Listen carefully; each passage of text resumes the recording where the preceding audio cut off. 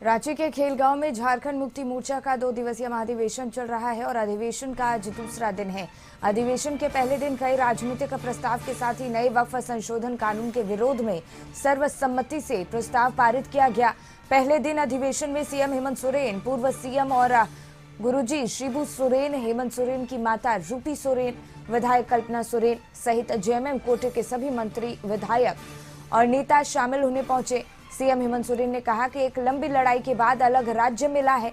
यहाँ के आदिवासी, मूलवासी, पिछड़ों, किसानों और अल्पसंख्यकों के चेहरों पर एक खुशी झलकने लगी है।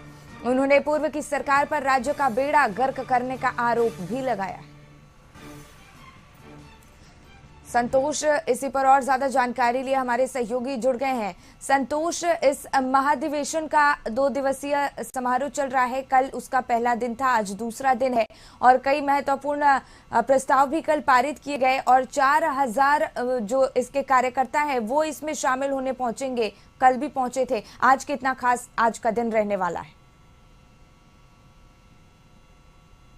देखिए, आज जो कल प्रस्ताव पेश किया गया है उसमें जो जेएमएम के जो स्थापना दिवस आयोजित किया गया है खेलगांव में 13, 14 और 15, तो उसमें सबसे बड़ा आज प्रस्ताव में जो हेमंत सोरेन कार्यकारिणी अध्यक्ष है उनको जो सूत्र बता रहे हैं कि उन्हें अध्यक्ष, पार्टी के अध्यक्ष बनाया जाएगा और शिबू सोरेन को संस्थापक संरक्षण बनाया जाएगा। तो कई बदलाव होने की उम्मीद है। वहीं वक्फ बोर्ड बिल पर जो प्रस्ताव लाया गया है उसमें लगातार विरोध का जो जैसे बंगाल से लेकर झारखंड तक विरोध का स्वर उठ रहा है और उसमें जो प्रस्ताव लाया गया कि हम वक्फ बोर्ड बिल झारखंड में लागू नहीं होने देंगे। वहीं जो जिस तरह से बिहार में चुनाव है, बंगाल में चुनाव है और कई राज्यों में चुनाव है, तो अब जो जेएमएम पार्टी है वो अपने जो पार्टी का जो लेवल है या विस्तार है वो बिहार ही नहीं पूरे देश में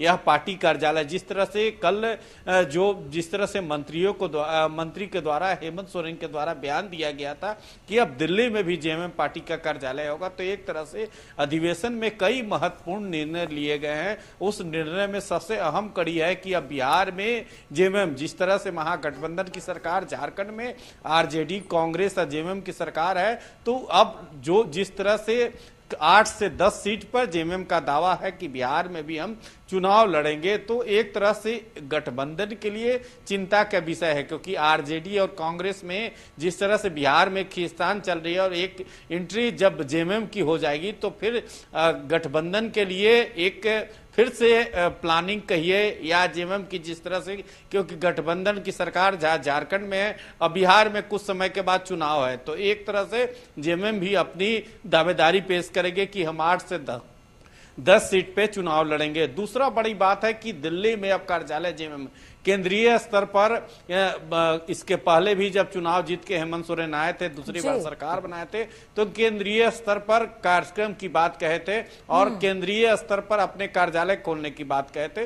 तो कई अहम प्रस्ताव आज मंजूर होने की बात है। सबसे बड़ा प्रस्ताव है कि कार्यकारिणी अध्यक्ष जो हेमंत सोरेन है, उन्हें सूत्रों के हवाले से खबर आ रही है कि अध्यक्ष उन्हें बना दिया जाएगा और स्वास्थ्य के हवाला देते हुए जो शिबू सोरेन है उनको संस्थापक संरक्षण बना दिया जाएगा। तो कहीं न कहीं कल्पना सोरेन की कई बड़ी जिम्मेवारी मिलने की उम्मीद है। जी बिल्कुल संतोष, और कल जिस तरीके से कई प्रस्ताव के साथ साथ वक्फ संशोधन कानून को लेकर भी लगातार चर्चा होती रही, बयानबाजी होती रही। बहुत बहुत धन्यवाद आपका तमाम जानकारी हम तक पहुंचाने के लिए।